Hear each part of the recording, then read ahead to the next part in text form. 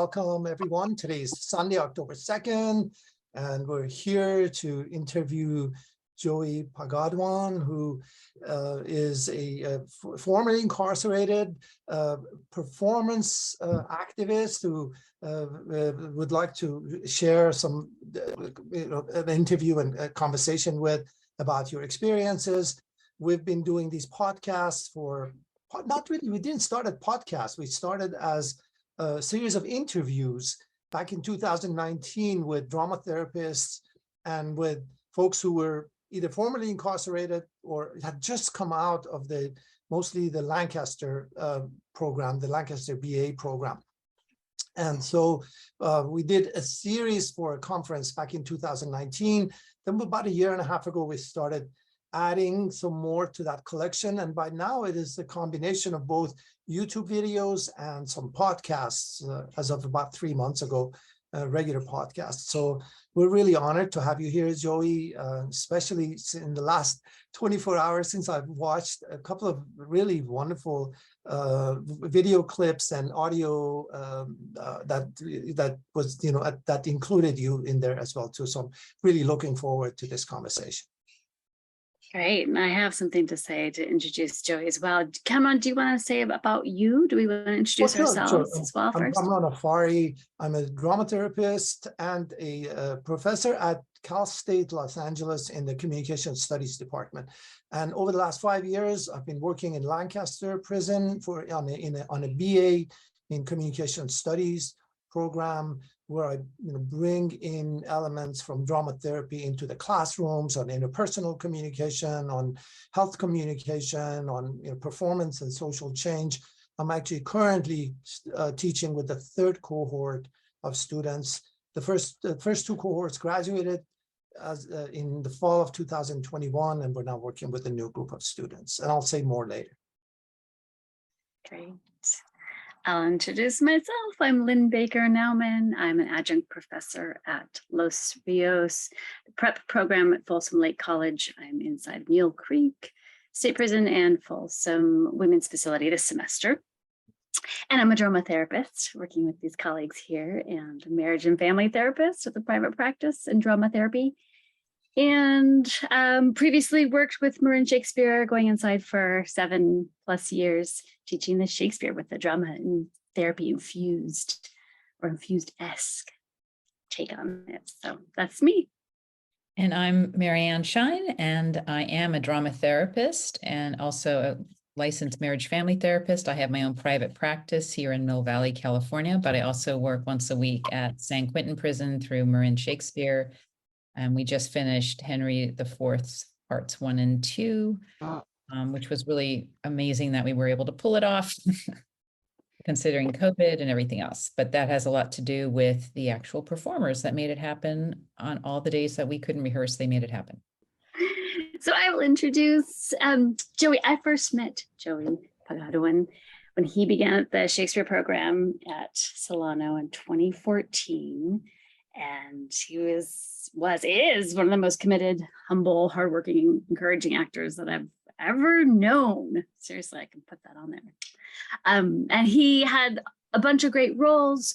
And after a few, he did a beautiful Hamlet that truly, and I know I'm kind of like a fangirling here, but the idea, I feel like I never need to see another Hamlet, although I will one day, but it was really a transformational experience as an audience, as a co-director for that. So I had the distinct pleasure to assistant direct that, as well as other, throughout the years. It was 5 years there at Solano with him. And then he continued to do more great roles and then created a theater company inside. And we're going to ask you more about this, but Performance at Solano was the production company, pretty much, that he created, produced, directed, wrote, acted, and seemed like curated all the participants as well, like their work, and really inspiring, with a lot of this drama therapy-esque infused in there. So, and also dealing with all the bureaucratic red tape that you have to deal with inside was just amazing that he was able to do that. And then also wrote for the Solano newspaper, as far as what I have read, and is now a drug and alcohol counselor, as he has become the returned resident here.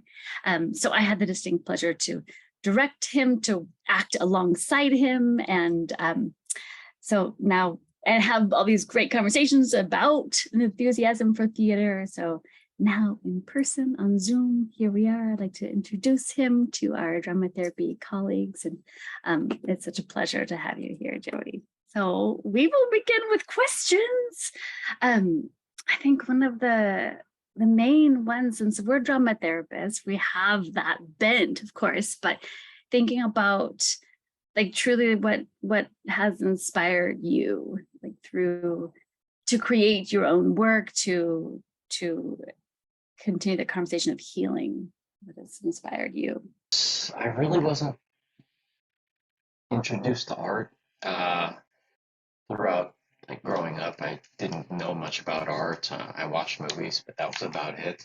I would love to say that I was that really outgoing guy that was fearless and was willing to do anything, but I pretty much stayed in my comfort zone for most of my life. Really fell into Shakespeare at Solano by accident. I signed up and I didn't know what it was about. I just did it on a lark, and I was terrified when I found out we were first going to act. I didn't tell anybody I was terrified. I was just like, it's not my thing. Um, Leslie from Marianne Shakespeare and you convinced me to stay and just kind of see how I liked it. And I found that it's like I loved it. Art, being creative, connecting with other people. It was something I hadn't really explored before, other than on a very superficial level. So it opened up a whole new world for me, and it really kept me going through some really hard times on the inside. When was that time when you realized, okay, this is something that I'm terrified of, but also was inspiring, and somehow you found that in you? Well, it's I don't want to give the impression that I'm a cheap date or something, but I really fell in love with it like on the very first season. We were doing Macbeth, I think. Macbeth. And I chose the smallest role I could find on the script. It was the porter. Just one page of basically a monologue, and I was out. And I'll be honest, if it was a negative experience, or I probably wouldn't still be doing this. I wouldn't have continued, but it was a really positive experience. Here's a knocking indeed. If a man were a porter of Hellgate, he would grow old turning the key. Knock, knock, knock. Who's there? In the name of Beelzebub. Here's a farmer that hanged himself on the expectation of plenty. Come in time, have knackers enough about him. But here, no sweat for it. And I found that I like the creativity. I liked hanging out with the other guys doing it. I like learning. And I love theater. And so I just came back the next year, found the biggest role I could find in the next play, and tried out for that. And I was blessed enough to get it. And I just kept on doing it. And the connection, the community that was developed through the years and through the course, I think was vital to keeping it going. And I think having leadership like yourself and some of the other actors that really took on more of that, like showed itself, really continue the community. So curious if you could say more about that and more about your experience. Well, it's because I'm remembering you encouraging, sorry to interrupt you, but you're encouraging certain actors that like Rick, like one of the first, maybe the second year, who was like, I'm not going to talk, I'm not going to do anything. And you were so encouraging of him to do something, and he found inside himself. I mean, so I felt like that you were really pivotal in that part. So I'm curious what that was like on your side. Well, I love inviting people into that space. I want them to find, the joy and the healing and the connection that I found there. And, it can be scary, scarier for some than others. And some people, it just comes really naturally. And, I'm there. Well, the way I saw it, I was there for anybody that was willing to have me help them along, because it's a big part of like living on the inside. It's, and oh, God, I hate saying this, but it's not always a community. It's really tribal. And, it's like any other place in this world. There are in crowds and there are out crowds. And, it's inside, it's especially bad with seniority. Guys that have been there a while, they're kind of entrenched in the system. And, I've never believed in that. And if anybody's willing to sign up or show up, I'm willing to put my hand out and go, hey, you're welcome here, because everybody's welcome there. And that's part of the reason we started POS, Performances at Solano, because, there was that 3-month hiatus between seasons that Marin Shakespeare was there. And during that time, all we did was talk about how much we missed meeting each other and acting. So I'm like, well, why don't we just make something, make a club? And we did. And we had no idea what it was going to look like when we did it. I thought we were just going to get a classroom and shoot the shit for a few hours every week, just talk theater. And eventually it turned into this wonderful thing where we were creating our own plays, spoken word pieces, and eventually music, and putting it together for a show. And it was just really amazing. It was a collaborative effort that everybody took part in. And a big part of POS was that everybody's included. If you signed up, you were welcome to come in, and everybody gets to do something. Everybody gets to act. If you want to act, you can act. If you write something, we're going to put it on. We have limited time, so if it doesn't get in this time, we're definitely putting it in next time, because there's a space for everybody. It's a safe place to express yourself and create. And as people that are in theater know, usually like the big roles always go to certain people, right? All the choice roles go. So it's like we made sure that it was inclusive, that the same people didn't get to act and take the lead in every single play. We had 4 shows, 4 seasons of POS, and like in the last one, I didn't even act in the last one. You were there. I was just there watching, and it was an amazing feeling. I love acting, but I also love watching people do what they love, and it was worth sitting down and just watching the process happen. That's great. I'm sure you had behind the scenes, like in the production part of making it go, because it was always seamless and it always seemed like collaborative. But I also knew like, okay, Joey's in charge, and we were lucky enough to be able to get there, be there, and sometimes play some of the female roles if needed, or just be there to support. And sometimes they would come to us like the CEOs and such, as if we were in charge, and we're like, nothing to do with this. This is all of them. It's great. Really it wouldn't have been possible without first opening the door for that art to be a part of my life and so many other people's lives, and then encouraging us and collaborating with us. Because without that, it's I don't think any of this would have ever happened. And a lot of healing happened in those rooms and on those stages. So what could you share with us that's important about your incarceration for us to know that motivated you to have this emotional access in your work? Because that's a very vulnerable thing to do. How is it safe for you to get to that place? It took a long time. It was it took a long time to get there, and it really wasn't necessarily a conscious decision. Like, okay, I'm gonna reach deep down inside right now and figure out why I was so messed up for most of my life. Um, it it happened. It happened over time. It was a big part of it was like exploring these roles. You know, first, I actually thought about not necessarily this question, but around this area, like exploring these roles.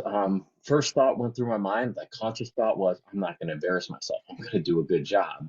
And then it's like, well, how am I going to do the good job? I need to find the parallels between this character and myself, if there are any. And, you know, in looking at whatever character I was playing or reading, seeing that, like, holy crap, why the hell would he do that? Oh, that's trauma. You know, oh, I've done something dumber than that in my life. And really taking the time to explore that, it brought a lot of healing. It wasn't easy. It was really hard, but I don't believe that things worthwhile in this life are always going to be easy. You know, getting to the place where I could take an honest look at my past and figure out, why I behaved the way I did, why I made these decisions, and, what I can do now to process that and change the way I think so that I don't make those same decisions. It took a lot of time, and it came from a lot of different things I've done on the inside, a lot of groups, programming, a lot of reading, talking with people, getting to that trusting place with other people. But I honestly don't believe I would have gotten there as quickly and as fully if I didn't have art in my life. So, the work that you do in creating performances involves things like, being playful, engaging in play, engaging in taking on roles, engaging in different things that, we assume that it's a healing process in general, for, no matter where you are. But in particular, in a prison setting, how does it help change the environment or change you and help you develop and grow engaging in this kind of work? What drove a lot of my unhealthy behavior growing up was this this need to be accepted. It's like if I do something unhealthy, like cut school and hang out with my friends, and I get that positive reinforcement, I'm going to keep on doing it, right?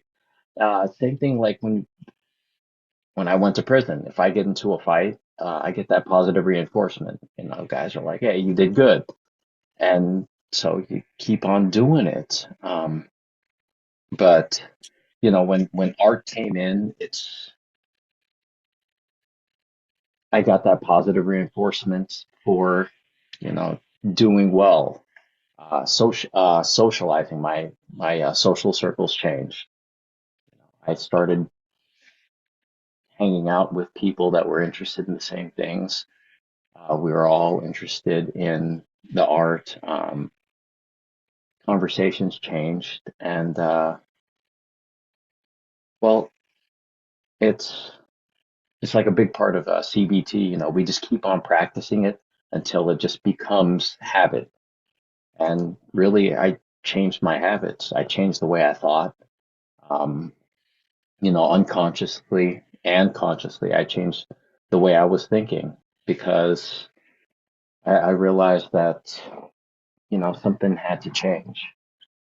Something I didn't want to be the person I was. I found a lot of healing and growth in the art, with a lot of the technical aspects, putting things together. I honestly, it's other than performing, that's like one of my favorite parts about it. Just fitting these pieces together so that we get a good show. And when I say we, I mean like everybody, the audience, the people working on the show, because I mean, that's what it's about.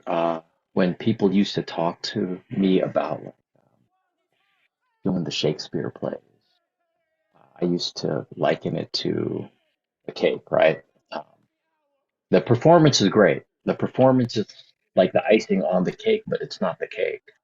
The cake is us coming together, us working on this, us finding growth and developing these really meaningful relationships with one another, where we're able to feel like we have the safe place to express ourselves honestly. Were there moments, specific roles that you also played that helped you grow into who you are, and through another character that you were able to grow parts of you that you didn't get to express fully? Yeah. Okay, so uh, let's go chronologically. Okay, awesome. That's great. All right. Midsummer, I played Bottom the second year that Marianne Shakespeare was at Solano. Um, and the old the old me growing up would never have done anything like that. And I don't just mean performing on stage. I mean, putting an ass's head on and acting like an ass. It's I wasn't able to make the distinction uh, as I was developing that there's a difference between people laughing with you and at you. I always assumed people were laughing at me because I was like really insecure. But finding that freedom to be like, hey, this is a role and this is for entertainment, and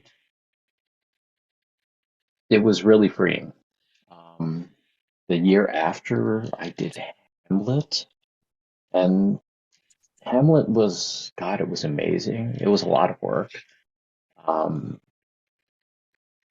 the managing director of Bryn Shakespeare, Leslie, told us we were doing it the year before.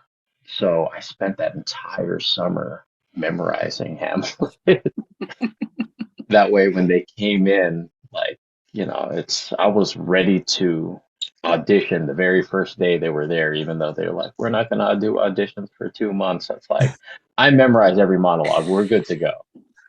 So, and you were ready when we did it. You were like, yes, I remember yeah. that. It was scary. It's everybody. I mean, there were a lot of, I think like 7 guys auditioned. Oh my God. But I was also, oh, that's another huge thing about like this space. It's like it taught me a lot of acceptance. Like, hey, I had to prepare myself. Like, you might try out for a role and you might not get it. And that always closed so many doors for me growing up, and just like learning new things. Because if something didn't come easily or I didn't know was like a sure thing, I wasn't going to do it. I refused. And if I kept that mindset, I never would have stayed with this. I never would have stayed with acting. I never would have, helped start performances at Solano. I never would have done any of that unless I was not necessarily not afraid of rejection, because it's still kind of scary, but I accept it now. I accept that it's a possibility, and that's okay. Um, but yeah, Hamlet, I grew a lot from that. A lot of the choices he made, uh, the seemingly nonsensical, but once I finally delved into it, it's all like, yeah, I could see how I would do something this stupid and still feel like I'm doing the right thing. You know, that was huge part of like just realizing that I think they wrote about it in nonviolent communication. Every act, every act and decision that we do is our best attempt at getting our needs met in the moment. And, it's like I really took that to heart. And I really think about that when I'm like doing these roles. This is his best attempt to get his needs met. What needs is he trying to get met? And, what needs was I trying to get met when I did something even dumber than that? So, the next year I played Hallie in Master Harold and the Boys. It was the first launch year. Yeah. It was, oh God, that was amazing. It was, it was so hard. It was so hard. It's, I was in that and then like Hamlet. It's like I got like so into the roles when we were actually doing the performance and, I was crying. It's like, I'm really crying because I'm really feeling this. And it was tough, but it was just so, oh God, it was I know for me, every, it was a transformative play, watching that play afterwards. And I wasn't playing in it, but just even being able to see it, it changed my life. I know. Yeah. yeah, it's, after it was over, like that night, after that night, we all said goodbyes. And, like for the next 2 days, it was hard for me to talk because my voice was like gone. And, it had me explore a lot of my own relationships with people. And, the hard things that I've done and the really unhealthy things I did. So, yeah, a lot of growth. Yeah, that play in particular, because it shows you, like reveals the norms that are so toxic in a society that, we don't even realize until we're like at this moment of realization where we see, like we just need to like just break, just uproot so much, so many exploitative relationships in society, and the way that the status and power balance and all of that, in a racist society in particular. Yeah. So Exactly. I mean, there's all these like norms that were just built into that society, and then, you pull it to the world now, and it's all like, yeah, some of these norms exist. Yeah, yeah. and just trying to figure out, hey, how do we get past this, and how do we make this not the norm because it is not all right. Um, Yeah, and I think the power of seeing that developed and created inside a prison, because it is such a racist, Oh God, place. So it's that was really powerful. yeah. Um, People flipped out at the climax. It was pretty intense. It was really intense. It was kind of scary. We weren't exactly sure how they were going to react. So, Building that, what we call like a therapeutic alliance or a community where you really can lean in on that work because the other people on stage with you. Is there anything in particular? Like, was it the warm-ups or was it the director or the way the program ran or just the people that their commitment? Was there something that kind of made you realize I can trust this? Do you mean for that particular show? Sure. well, well, I trusted Leslie's decision to bring that play in. Um, it's I didn't know anything about it. After I read it, I was like, ooh, this could be a problem. You know, I mean, yeah, it could have been a problem. It's a riot could have broken out. But I trusted in that. I trusted in the process. My castmates, we all worked really hard on it. Uh, Jane Carant, she was the one that directed us. that play. She worked us through everything, and just trusting in the process, trusting in each other, also trusting in the fact that, the guys that come to watch these plays, they come there for entertainment, but they also come there knowing that, hey, I'm going to be sitting down for a 2-hour play, and sometimes it's not always action packed,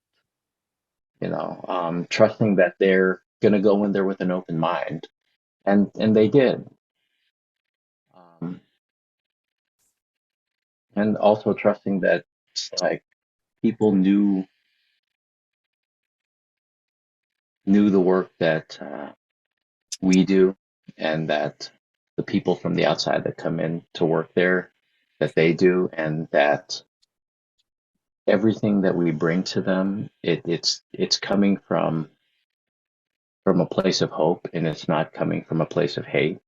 And I think that makes all the difference, because if it came from that other place, it wouldn't have gone down the way it did. And there was this episode of Uncuffed where you and Spoon Jackson had a conversation about emotional intelligence or emotional vocabulary. If you could talk about that a little bit. You were so articulate in there about growing a language of emotional intelligence, where you're able to communicate who you are, and just both the sense of self and how you develop a relationship with others. If you can just talk a little bit about that and how performance helped you with that work as well too. Oh, performance had almost everything to do with, developing that language, reaching the point where it's all like, do I care what somebody else thinks about me? Yeah, I care. Yeah, I still care, and I cared back then, and I care now, but I can accept it now, whether they have a good or a bad opinion of me. I can accept it. I can also accept who I am, when my feelings are hurt, I can, if it's a safe place, I feel comfortable expressing that with somebody, especially if I trust them. And when I say art had everything to do with it, I mean that reaching the point to where I'm able to express my emotions freely.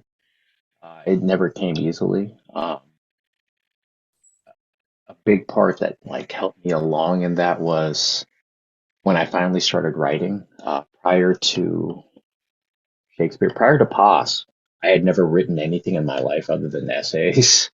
I've never written creatively. The first creative writing I ever did was the first play we did for Pos, and I only did that because I asked the other guys in the group to write something, and I always made it a rule not to ask somebody to do something I won't do myself. So if I ask them to write a play, I'm going to write a play. So it's like I wrote the play, and as I developed and I continued to develop my writing, a huge part of really connecting with the audience is giving these characters their own emotional lives. And in being able to give them their emotional lives, I had to look inside and figure out, what drives me emotionally, and be okay with that, because I wasn't okay with it for a really long time. I wasn't okay with expressing that, I was hurt by somebody, or that, I'm not, or expressing something deeper than I'm angry at you. When I look deeper, it's what was driving most of my anger most of the time was really just rejection and fear. And, I say that right now, but 10 years ago, I never would have said it out loud. I never would have even said it in my head because I was unconscious of it and I was in denial. Reaching this point is really liberating. I was just noticing too, this idea of, you being able to access this part of yourself as an actor and your ability to tell the truth with your emotional life. And the fact that then you were able to invite other participants in POS to do the same and to really be available and vulnerable. And I mean, it was like, I wasn't in the room when it all was created, but when we got to watch what was happening, what was created on stage, I mean, it was beautiful to see that trust that you helped develop in that space. And so I'm curious, and maybe this is the therapist part, is like, how did you hold this space? I mean, I know it was a lot of you working together, of course, but like, was there ever any moments in POS where there was folks like opening up to an effect of the vulnerability and not being able to kind of put it back together so they could go back out on the yard kind of feeling? I mean, was there any of those moments that came up? So yeah, I mean, okay, so when we first made POS, we didn't know exactly what it was going to be. Like I said, eventually it turned into really a theater troupe for performance program, kind of a makerspace for performances. But so a lot of what we did was workshopping. We workshop plays, we workshop songs. The guys brought stuff in, and we had a really set format for the way we workshop these plays. We said what we liked, then we went around, we said what we thought could have used some work, and then we went and did suggestions and questions. And a few times during the questions, when guys are asking questions, going, "Hey, where did you get the idea for this? Where's this character coming from?" The people that were doing the writing, and even sometimes the people questioning, because they found something in the play or in the spoken word piece that really resonated with their life. Mm-hmm. They'll really get emotional. It looks different for different people. Some guys cried, other guys got really quiet and closed in on themselves. But being able to reach the point to where we were comfortable enough to express ourselves that way with one another, even if we weren't ready to seek help in the moment, it was really transformative for all of us, I believe.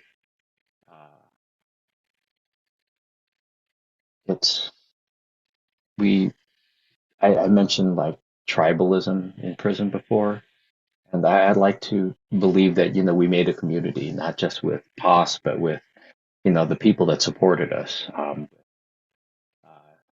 You, with other people, Marianne Shakespeare, with the guests that came in to watch us every time, and it was like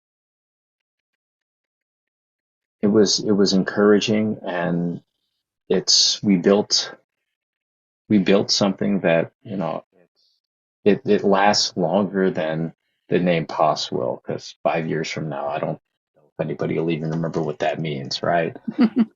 But the feeling, and I speaking for myself, it's I'll just remember all the growth and the relationships that grew from it. It might not be out there because we kind of shut down during the pandemic, but it's in here.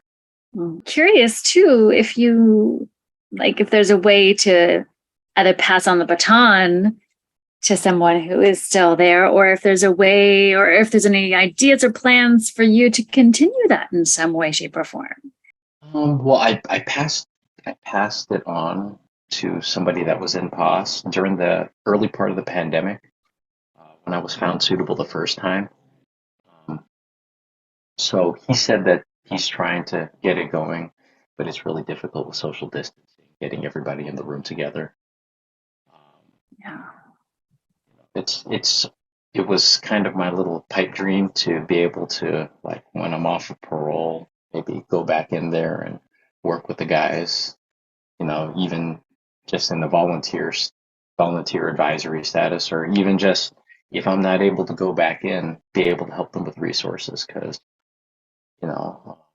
resources are always needed, no matter how much help we get. It's more is always welcome. So being on both sides of that now, I really understand how important it is, and having those connections with people that can actually get things done means, because living in an information vacuum sucks.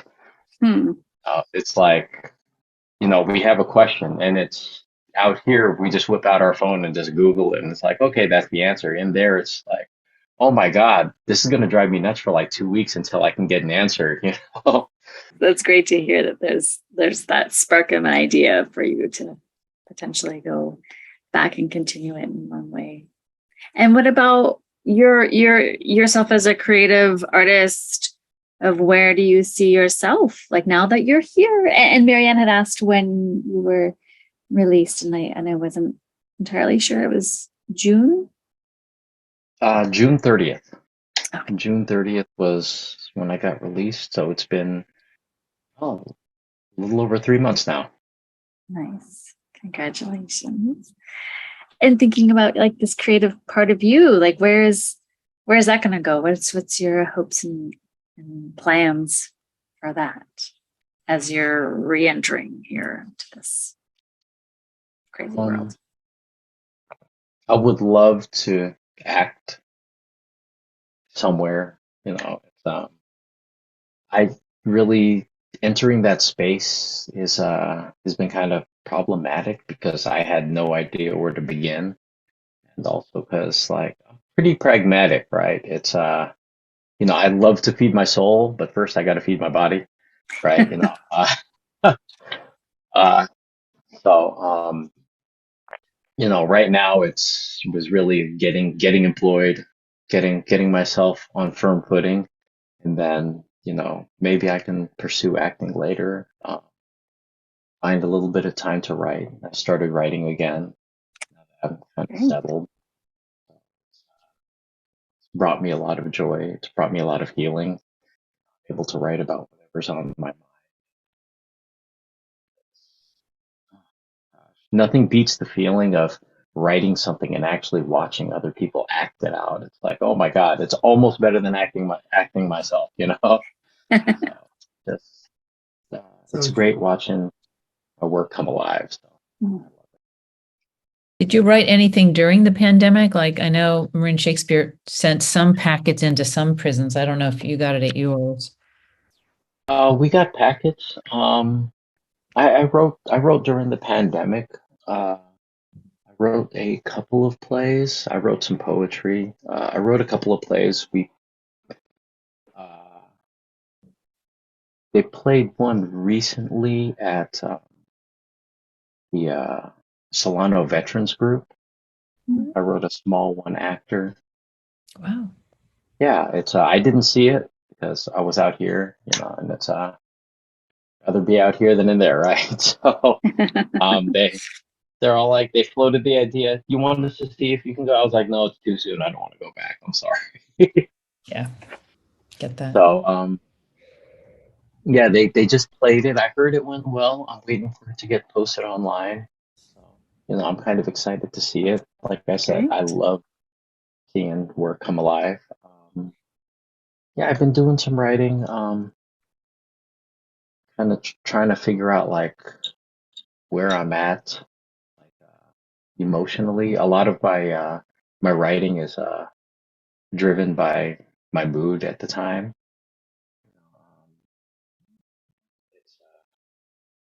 It's strange. Some guys talk about like they spend weeks writing something. Well, I'll sit down and I'll really think hard about an idea for like 3 or 4 days.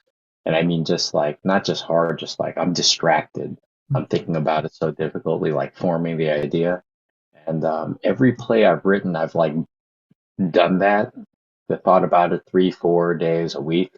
And then I'll bang out the entire play, the first draft at least, in like 45 minutes. And it seems to work. I mean, it's it's like putting a dam up in this river and just letting all the water just build up and just releasing it all at once, and it's really cathartic. I feel so. Thank you for sharing that. Yeah, that's really powerful. I think I got to act in one of your plays that you wrote. I think like one of the years I came in for POTS, I think I did. Yes, you did.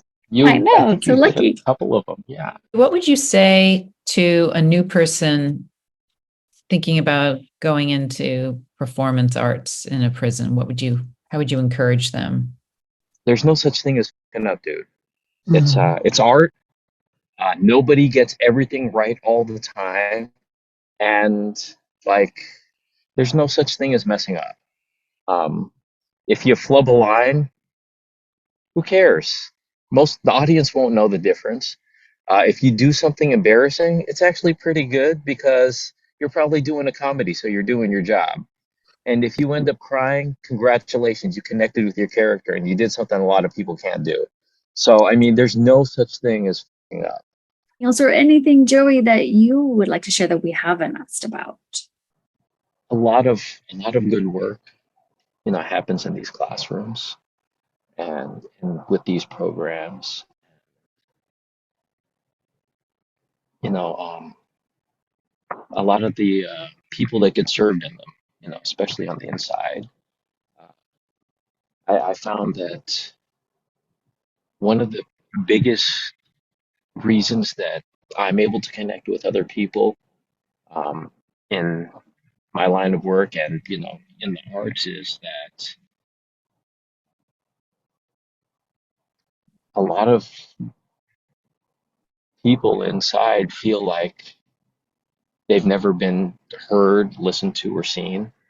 And that informs a lot of their decisions, a lot of the lashing out, a lot of these unhealthy choices that end up hurting people and hurting themselves and their families. And, the more people that come in and help and the more support and the more that these programs are available so that guys do realize that they are seen, that they do matter. It doesn't just help them, but it helps the community as a whole. And regardless of how somebody feels about another person that's incarcerated, what they've done, it's like, that the science has shown that, you know, preventative measures, it costs the community a lot less than punitive. So thank you all for the work you're doing. It matters so much. I wouldn't be the person I am without people like you. So Thank you. that's Thank it. you Thank so you, much. Joey. Joe, it's so wonderful to meet you. Really appreciate you. Thank you. Really appreciate it. Keep writing, Yeah. don't wait for the mood, just write. I mean, you're such an articulate, creative person that there's so much to be said and so much to be felt, and your words are healing to other people. Thank you. And Joey, if there are links to any of your writing performances that you can share with us later, that would be great. Please let us know if there's any either pre-recorded material or anything that you can share with us. That would be great. And we'll make sure to include it in the interview as well, too. Okay. Yeah. Awesome. Yeah. I'll be talking with Lynn. Yeah. Joey, thank you so much for your authenticity. I mean, it's such an honor to know you and to see you and to know that you're going to continue to do beautiful art and use your creative soul. So Yeah. thank you. Thank you all. Take care of yourself. Bye-bye. Have a good evening. Yes. Thank you too.